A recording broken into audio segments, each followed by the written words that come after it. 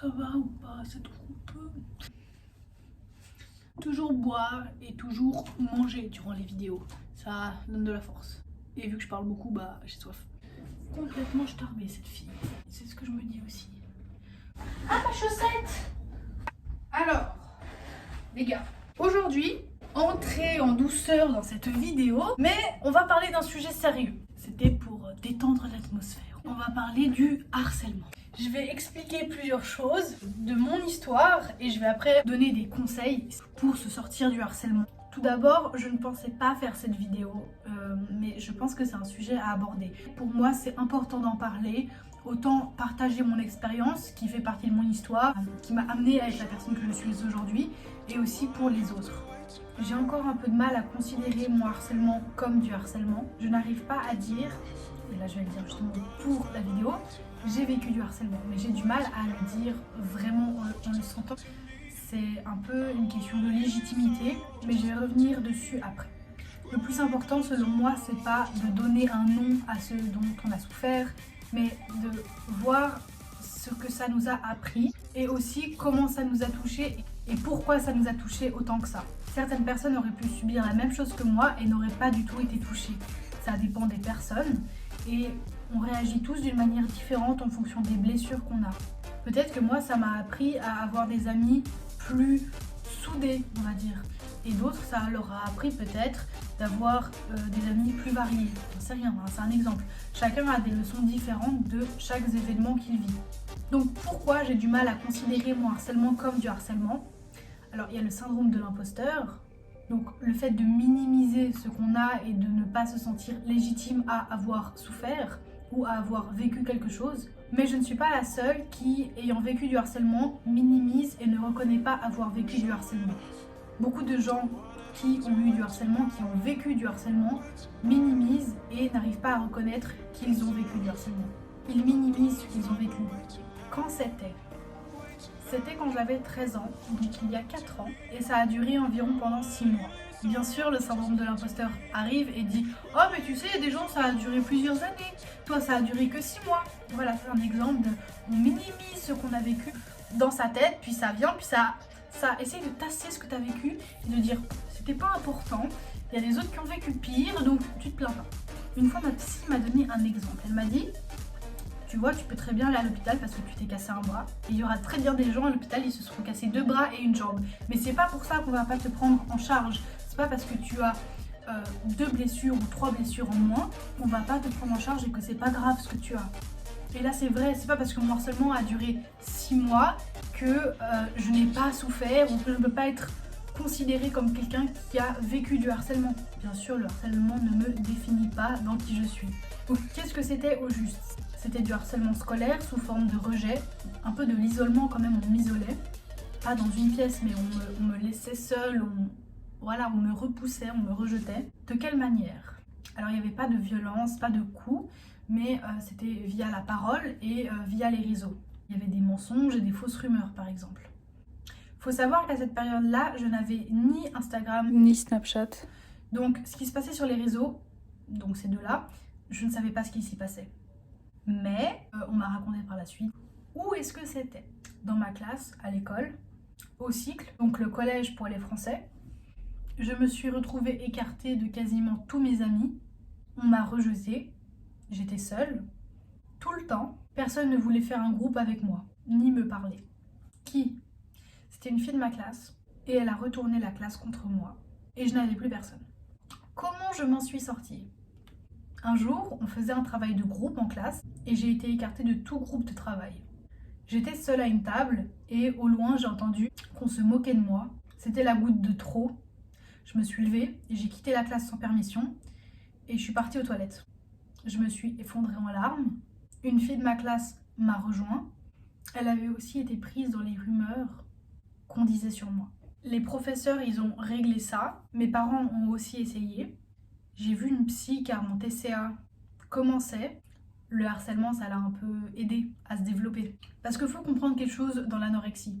C'est qu'il y a une forte, très très forte blessure du rejet qui a été renforcée avec le harcèlement. Mais cette blessure du rejet, elle se caractérise par un masque de fuyant. Donc le corps, il va devenir fuyant. le plus mince possible, le plus maigre possible, pour qu'on puisse même disparaître quand on est là. Pour éviter de se faire rejeter, on devient fuyant. Donc le harcèlement, où on me rejetait, a encore plus encouragé mon corps à devenir fuyant. Et l'anorexie, c'est... Le corps il tend vers cette maigreur. Ce qui est paradoxal, c'est que par la suite, j'ai appris que lorsque j'ai perdu beaucoup de poids, une deuxième fois, environ 1 an plus tard, la personne m'ayant harcelée a dit à une amie qu'on avait en commun d'aller parler à ma mère parce que ça allait vraiment pas. Je m'explique. Cette personne a dit à une amie, faut que tu ailles parler à sa mère, là ça va vraiment pas, elle a perdu trop de poids.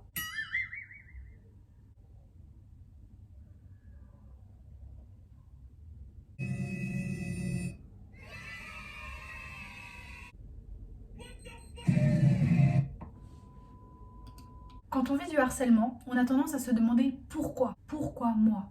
Dans mon cas, je me demandais ce qui clochait chez moi. Pourquoi ça allait pas? Pourquoi on m'avait harcelé? Qu'avais-je fait de mal? La version positive de la réponse, c'est pour le mieux, pour apprendre quelque chose, pour évoluer. Certes, ça m'a fait évoluer sur le plan relationnel, donc j'ai pas 100 amis, mais ceux que j'ai, c'est des vrais amis, c'est des bonnes relations, mais aussi sur le plan personnel, je me laisse moins toucher par les critiques, le regard des autres et ce qu'ils peuvent penser ou dire de moi. La version moins positive de la réponse, c'est que ça devait arriver, c'est comme ça, c'est la vie, on a des problèmes, on a des emmerdes et c'est comme ça. Dans tous les cas, c'est arrivé, je ne peux plus rien y changer et je vois ça de manière positive parce que c'est toujours bien d'être positif, même si c'est compliqué. Et je ne minimise absolument pas ce que j'ai vécu. Camille, on ne minimise pas ce qu'on a vécu. Je viens d'avoir une idée. Et si un jour je faisais une vidéo où je vous montrais mes TikTok? On tient un truc. Parce que des fois c'est vraiment drôle, des fois c'est vraiment gênant. Oh, on tient un truc bien. Revenons à ma vidéo. J'ai rien fait de mal. En cas de harcèlement, j'ai rien fait de mal. Quand je me posais la question qu'avais-je fait de mal, pourquoi ça m'arrive à moi, j'ai rien fait de mal. C'est pas de ma faute. Mais à un moment ou un autre, j'ai laissé passer une insulte qui s'est fait comprendre comme ok, vas-y, tu peux me faire du mal. C'est ce que je pense. Peut-être que c'est pas comme ça. Peut-être que c'est pas comme ça que ça s'est passé dans la tête de l'autre. Ce que je crois surtout, c'est qu'une personne qui harcèle doit être encore plus mal que l'autre. Si on respire la joie de vivre, on n'harcèle pas quelqu'un. On n'harcèle pas les autres comme ça. Vient la question du pardon. Est-ce que j'ai pardonné? Oui, j'ai pardonné. J'ai pardonné autant pour moi-même que pour l'autre. Parce que j'en sais rien. Mais peut-être que cette personne avait ça sur la conscience. Je m'en fous. Qu'elle avait ça sur la conscience ou pas, je m'en fous. J'ai pardonné aussi pour moi d'arrêter de me battre contre quelque chose que je ne pouvais plus changer. Comment j'ai pardonné? Le temps. Le temps fait beaucoup. Après, il y a des gens aussi que j'ai pardonné avec beaucoup plus de temps et aussi du travail sur moi, en leur écrivant une lettre, par exemple une lettre de pourquoi j'avais été blessée et plein d'autres choses, et ça m'a libérée. Donc j'ai pardonné, je lui pardonne pour ce que cette personne m'a fait. Pardonner, ça veut pas dire oublier ou renoncer à son droit d'exprimer sa colère. Je sais que je suis quelqu'un qui a toujours plu. Je suis pas la pote de tout le monde, mais le feeling, il passe bien. Il passe généralement bien. Je suis quelqu'un de belle et d'intéressante. Et j'ai pas honte de le dire. C'est pas égocentrique, c'est de l'amour de soi et de la réalité. Je sais que je plais naturellement. La personne m'a peut-être harcelée par jalousie. À vrai dire, je m'en fous. Je m'en fous de savoir pourquoi. La dernière question, c'est comment s'en sortir. La clé vraiment, c'est d'en parler. Si tu parles pas, si tu restes dans ton silence, ça va pas avancer. Et je sais que c'est très dur d'oser en parler parce qu'on a honte. On a peur d'être victime, qu'on ait pitié de nous. Mais il faut en parler. Soit tes parents, soit un prof, soit un oncle, un cousin, une cousine, une tata, j'en sais rien. Un doyen ou appeler un numéro ou un centre d'aide. Par exemple, il y a le numéro 3020 qui est un centre d'écoute pour le harcèlement. Ce centre, il s'appelle Non au harcèlement. C'est un numéro national et gratuit si tu es victime ou témoin de harcèlement. On peut s'en sortir, on peut tous s'en sortir. Et je vais finir sur quelque chose qu'a dit Emmanuel Macron. Il s'est exprimé sur le harcèlement. Et voilà ce qu'il a dit. De temps en temps, vous aussi, vous... tu sais même pas lire un putain de texte de Macron alors que c'est même pas du Baudelaire. Allez, on reste gentil envers soi. Soit vous continuez à vous taire, à sourire de temps en temps, vous aussi à vous moquer, et alors, c'est simple, vous devenez complice. Et vous devenez complice de quelque chose qui a un nom. Cela s'appelle le harcèlement. Soit vous faites un choix, un autre choix, soit vous faites un pas vers la personne. Vous allez vous asseoir à côté d'elle, vous lui tendez la main, vous essayez de comprendre. C'est très vrai ce qu'il a dit. Dès que quelqu'un est différent de soi, des autres, un peu comme un mouton noir, le vilain petit canard, on le pointe du doigt et on s'en moque. Alors que ce n'est pas ce qu'il faut faire. Il faut se souder et être ensemble. Voilà, c'est tout pour cette vidéo. J'espère qu'elle t'aura plu, qu'elle t'aura aidé, que tu auras appris des choses.